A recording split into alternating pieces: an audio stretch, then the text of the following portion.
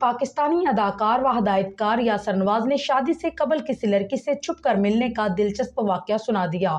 یاسر نواز حال ہی میں بھائیوں کے ہمراہ ایک نجی ٹی وی کے پروگرام میں شریک ہوئے، جس دوران انہوں نے شادی سے قبل لڑکی کے ساتھ گھومنے پھرنے کے دوران پولیس والوں کے پکڑنے سے متعلق دلچسپ واقعہ بھی سنا دیا۔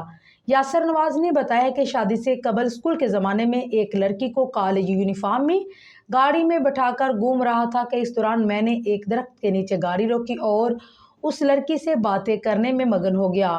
یاسر نواز کے مطابق اسی دوران موبائل پولیس آ گئی اور ہم پولیس کو دیکھ کر گھبرا گئے، جس کے بعد پولیس اہلکاروں نے سوال جواب شروع کر دیے۔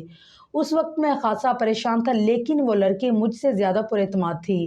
اداکار نے بتایا ہے کہ پولیس والوں نے ہمیں تھانے لے جانا چاہا تو میں نے منع کر دیا۔